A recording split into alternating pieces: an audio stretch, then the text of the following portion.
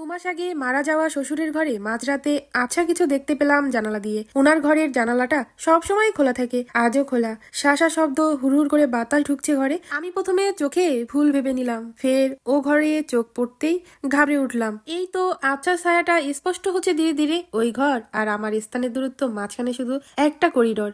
আমি পরিষ্কার দেখতে পাচ্ছি ধবধবে সাদা কাপড় পরা কাউকে। মুখটা এখনো স্পষ্ট বোঝা যাচ্ছে না। আমার ভেতর আত্মা হিম হয়ে গেল, তরতর করে কেঁপে উঠছি, হাত পা অবশ হয়ে পড়ছে। ছিটকে সরে গেলাম পেছনে। এই জায়গা থেকে সরে যাওয়ার শক্তি এই মুহূর্তে আমি পাচ্ছি না। দাঁড়িয়েও থাকতে পারছি না। বাহিরে তুমুল বেগে বৃষ্টি নামলো, সাথে বাতাস। রাজবাড়ির মতো ইহা বড় বাড়ি আমাদের, চারপাশে প্রাচীর ঘেরা। বাড়িতে এই মুহূর্তে কেউ নেই। স্বামী এখনো ফেরেনি, হয়তো বৃষ্টিতে আটকা পড়েছে। শাশুড়ি কানাডা গেছেন মেয়ের ওইখানে। কাজের খালা শাকেরা, উনি নেই বাড়িতে। মেয়ে পোয়াতি দেখতে গেছেন। এই রাজবাড়ির মতো বিশাল বাড়িতে এখন শুধু আমি আছি আর ঘরে ঘুমিয়ে থাকা আমার মেয়ে।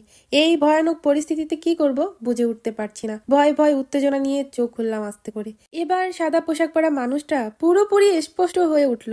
রক্তবর্ণ চেহারায়, আগুন চোখে, জানালার গ্রিল ধরে মুখ বাহির করে দাঁড়িয়ে আছেন আমার শ্বশুর। হে, মুখটাই উনারই তো। ফিস ফিস করে বলছেন, এদিকে এসো। আমি আন্দাজ করলাম, টাল খেতে খেতে পড়ে যাচ্ছি। আর কিছু মনে নেই। সাত সকালে নিজেকে আবিষ্কার করলাম বিছানায়। দিনের আলো ফুটে উঠেছে। রাতের কথা মনে পড়তেই ধরফড়িয়ে উঠলাম বসে। মনে এক ঝাঁজ প্রশ্ন উকি দিচ্ছে। তারপর আমার কি হলো? কে নিয়ে আসলো এখানে? তোমার কি শরীর খারাপ? রাতে বারিন্দায় ওইভাবে পড়ে গেলে কেমনে? স্বামীর কথা ঘাড় ঘুরিয়ে তাকালাম ওইদিকে। বুঝলাম সেই আমার স্বামী তুলে নিয়ে এসে এখানে। একবার ভাবলাম রাতে ঘটে যাওয়া ঘটনাটা তাকে খুলে বলি, কিন্তু পর মুহূর্তে মত পাল্টালাম। নিজের মধ্যে একটা অদৃশ্য উত্তেজনা ভর করতে লাগলো। ঠিক করলাম নিজে খতিয়ে দেখবো বিষয়টা। খুন বা আত্মহত্যা জনিত কিছু ঘটলে এমন হয়, লোক মুখে শোনা যায়, কিন্তু আমার শ্বশুরের সাথে তো এমন কিছু হয়নি। উনি তো হার্ট অ্যাটাকে মারা যান।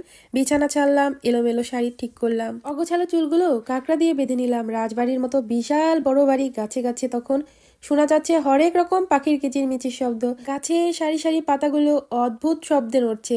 সদর দরজা দিয়ে স্পষ্ট দেখা যাচ্ছে কয়েকটা কাঠবিড়ালি এ গাছ থেকে ও গাছে লাফ দিচ্ছে। রাতের মতো অতটা ভয় না লাগলেও দিনের বেলাতে এ বাড়িতে ভয় বিরাজ করে। এত বড় বাড়িতে মানুষ থাকবে শখানিক, গিজ গিজ করবে চারপাশ, তা না। এ বাড়িতে আছি শুধু 6 থেকে 7 জন মানুষ। মাঝে মাঝে আমি একাই। মৃতপুরী লাগে আমার কাছে। খানিক অবাক হলাম, এই মৃতপুরীতে আমি কি করে আছি? আমার ভয় হয় না নাকি? দুর্দান্ত সাহসী মেয়ে আমি, আর 5টা মেয়ে তো এভাবে থাকতে পারবে না। সকালে নাস্তা করে করিডোর পেরিয়ে শ্বশুরের ঘরে দরজা খুললাম। সাথে সাথে দক্ষিণের বাগানের বাতাস হু হু করে ঢুকলো ঘরের ভেতরে। বাতাসের শব্দটা কি মর্মান্তিক। আমার ভেতরটা ভয়ে চুপসে গেল। নড়ে চড়ে ঘাড় সোজা করলাম। ভয় পেলে চলবে না, আমি ভয় পাবো না।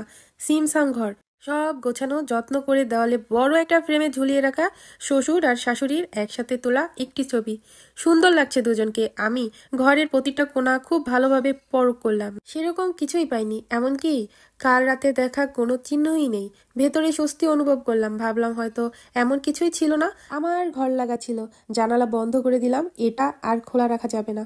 দরজায় তালা লাগিয়ে বেরিয়ে আসলাম। কেটে গেল বেশ কয়েকদিন। সময়ের সাথে সাথে সেই রাতের কথা আমি ভুলে গেলাম। ভেতরে বাড়িতে এখন 2জন কাজের লোক পার্মানেন্ট থাকে। শাশুড়িও বাড়ি আছেন।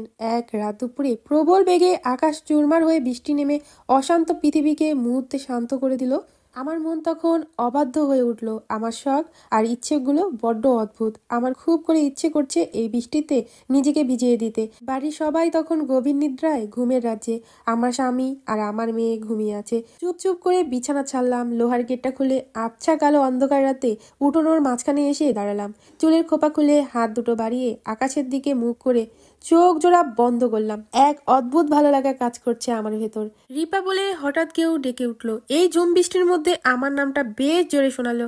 ভাবলাম স্বামী ডাকছে। চোখ বন্ধ অবস্থায় জবাব দিলাম, আসছি। প্লিজ আরো 5টা মিনিট, এসো না। তুমিও এসো, ভেজো বৃষ্টিতে, দেখবে খুব ভালো লাগবে। আমার কথা শেষ না হতে রিপা বলে আবার করুণ গলায় কে যেন ডেকে উঠলো।